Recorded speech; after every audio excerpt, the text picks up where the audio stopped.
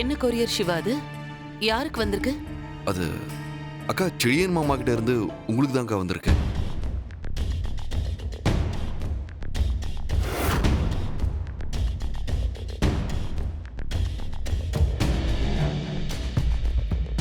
அதானே, என்னடா எல்லாமே நல்லபடியா போயிட்டு இருக்கேன்னு பார்த்தேன்.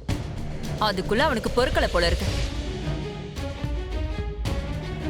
அவன் இங்க இருந்தப்பதான் யாராலையும் நிம்மதியா இருக்க முடியலனா, இங்க இருந்து போனதுக்கு அப்புறமும் நாம நிம்மதியா இருக்க கூடாதுன்னு ஏதாவது ஒரு ரூபத்துல வந்துகிட்டே இருக்கான்.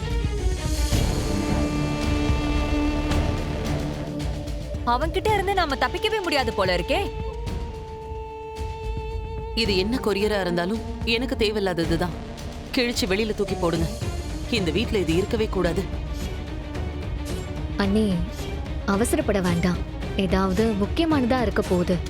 என்னன்னு தான் பார்க்கலாமே.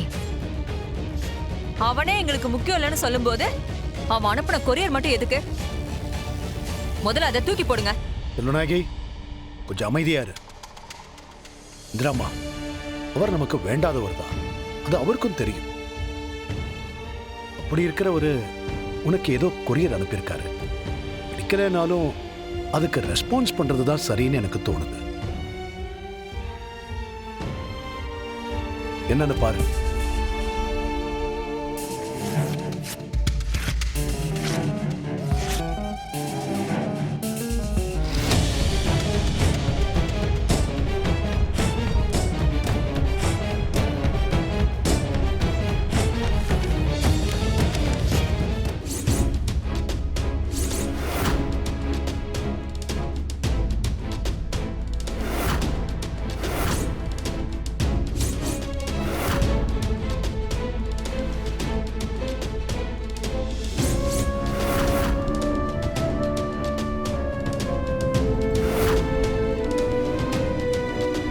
சித்தப்பா, உங்களை தான் கேக்குறேன்.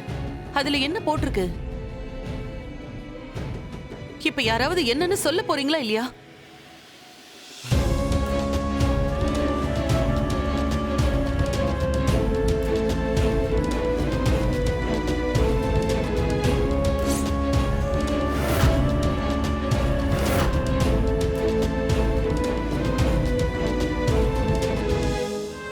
இவ்வளவு நாளா நாம அவன் கிட்ட இந்திராக்கு டிவோர்ஸ் கேட்டு சண்டை போட்டுட்டு இருந்தோம்.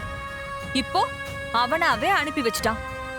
பரவாயில்ல, இப்பவாச்சும் அவனுக்கு புத்தி வந்துச்சே. இந்திரா, நீ ஏன் இன்னும் அமைதியா நின்னுட்டு இருக்க? இதுல கையெழுத்து போட்டு கொடுத்து விடு. இதோட அவன் தொல்லை இல்லாம போகட்டும். ஏய், என்ன பேசிக்கிட்டு இருக்க நீ? இந்திராணியும் அவரு சம்பந்தப்பட்ட விஷயம். முடிவெடுக்க வேண்டியது இந்திராதான். என்ன பண்ணணும்னு இந்திராவுக்கு தெரியும். இதுல தலையிடுறதுக்கு உனக்கு மட்டும் இல்ல, நம்ம யாருக்குமே உரிமை கிடையாது.